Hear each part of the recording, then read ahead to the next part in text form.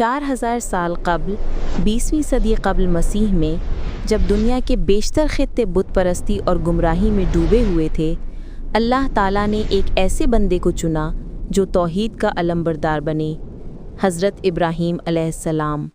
بڑھاپے کی عمر میں جب بالوں میں چاندی اتر آئی تھی اور جسم میں کمزوری آ چکی تھی، تب حضرت ابراہیم علیہ السلام نے ایک دلگیر دعا کی، اے میرے رب مجھے صالح اولاد عطا فرما۔ اللہ نے ان کی یہ دعا قبول فرمائی اور حضرت ہاجرہ کے بطن سے ایک بیٹے کی پیدائش ہوئی جس کا نام رکھا گیا اسماعیل۔ حضرت ہاجرہ کے بطن سے اسماعیل کا پیدا ہو جانا حضرت سارہ پر بے حد شاق گزرا۔ حضرت ابراہیم علیہ السلام کی پہلی بیوی گھر کی مالکہ حضرت سارہ تھیں، جبکہ ہاجرہ چھوٹی بیوی اور ان کی خدمت گزار۔ یہ سب باتیں تھیں جنہوں نے بشری تقاضے کے پیش نظر اسماعیل کی ولادت کو حضرت سارہ کے لیے سہانے روح بنا دیا تھا۔ اس لیے سارہ نے حضرت ابراہیم علیہ السلام سے اصرار کیا کہ ہاجرہ اور اس کا یہ اسماعیل میری نگاہ کے سامنے نہ رہیں، ان کو علیحدہ کسی جگہ لے جاؤ۔ حضرت ابراہیم علیہ السلام کو یہ اصرار بے حد ناگوار گزرا، مگر اللہ تعالیٰ نے ان کو مطلع کیا۔ یوں حضرت ہاجرہ اور ننھے اسماعیل مکہ کی سنسان وادی میں آئے۔ یہیں پھر زمزم کا معجزہ ہوا۔ اس واقعے کی تفصیل ویڈیو کا لنک ڈسکرپشن میں ہے۔ جب زمزم کا کنواں ظاہر ہو گیا تو اور قبیلے یہیں آ کے آباد ہو گئے۔ وہ قبیلہ تھا بنی جرہم۔ حضرت ابراہیم حضرت سارہ کے ساتھ فلسطین رہے، مگر حضرت اسماعیل اور حضرت ہاجرہ سے ملنے آتے تھے، اور اللہ نے حضرت سارہ کو بھی ایک بیٹے سے نوازا جو تھے حضرت اسحاق علیہ السلام۔ وقت گزرتا گیا، حضرت اسماعیل علیہ السلام بڑے ہوئے، جوانی کو پہنچے اور ایک صالح فرما بردار بیٹے بنے۔ پھر ایک رات حضرت ابراہیم علیہ السلام نے خواب میں دیکھا کہ وہ اپنے بیٹے اسماعیل کو اللہ کی راہ میں قربان کر رہے ہیں۔ نبیوں کے خواب سچے ہوتے ہیں، اس لیے انہوں نے صبح ہوتے ہی اپنے بیٹے کو خواب بتایا۔ حضرت اسماعیل علیہ السلام نے باپ کی بات سنی تو نہ کانپے نہ ڈرے۔ انہوں نے عاجزی سے کہا، ابا جان، جو حکم آپ کو ملا ہے وہی کیجیے، انشاءاللہ آپ مجھے صبر کرنے والوں میں پائیں گے۔ پھر دونوں باپ بیٹے قربانی کے مقام کی طرف نکلے۔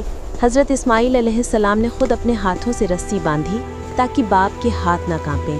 جب چاقو گلے پر رکھا گیا تو اللہ تعالیٰ نے پکارا، اے ابراہیم، تم نے خواب کو سچا کر دکھایا۔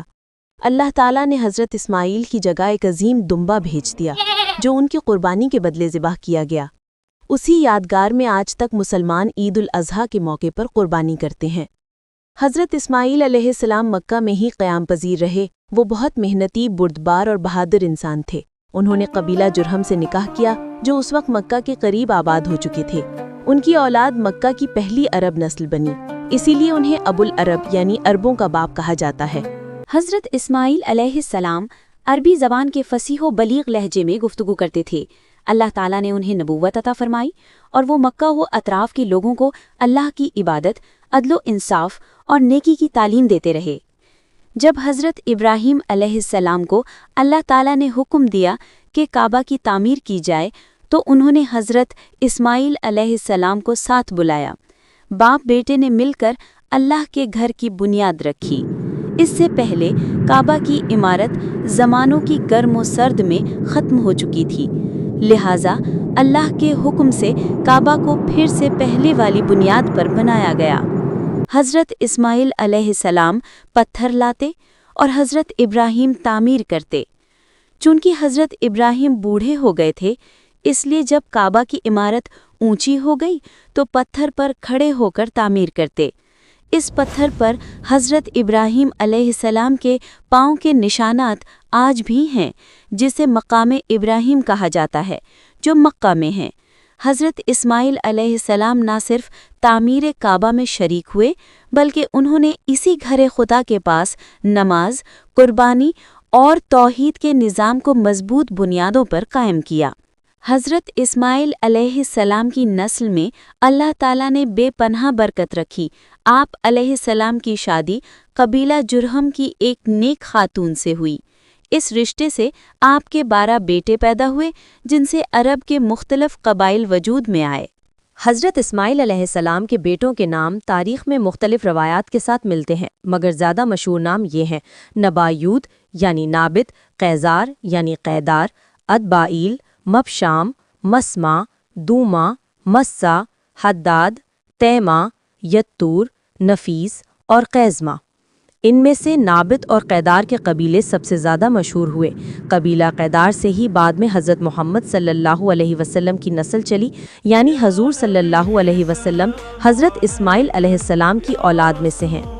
हज़रत इस्माइल अलैहिस्सलाम की नस्ल से सैकड़ों साल बाद जब अल्लाह ताला ने आखिरी नबी हज़रत मोहम्मद मुस्तफ़ा सल्लल्लाहु अलैहि वसल्लम को भेजा, तो ये दरअसल हज़रत इब्राहीम और हज़रत इस्माइल अलैहिस्सलाम की दुआ का ज़हूर था, वही दुआ जो उन्होंने काबा की तामीर के वक्त की थी। ए हमारे रब, इनमें इन्हीं में से एक रसूल भेज जो इन पर तेरी आयात तिलावत करे, इन्हें किताबो हिकमत सिखाए और इनका तज़किया करे। यूं हज़रत इस्माइल अलैहिस्सलाम की औलाद में अल्लाह ने वो नूर रखा जो रहती दुनिया तक फैलता रहेगा। उनकी कुर्बानी, सब्र और तात का असर ना सिर्फ उनकी ज़िंदगी बल्कि उनकी नस्लों में भी जारी रहा, हत्ता कि उस नस्ल से खातिमुन नबीयीन सल्लल्लाहु अलैहि वसल्लम तशरीफ़ लाए जो तमाम जहानों के लिए रहमत बने। हज़रत इस्माइल अलैहिस्सलाम ने तकरीबन 137 साल की उम्र पाई। उनकी कब्र मक्का मुकर्रमा में हतीम के करीब है, यानी वो हिस्सा जो काबा के साथ नीम दायरा की शक्ल में है, जिसे आज लोग हिज्र इस्माइल के नाम से जानते हैं।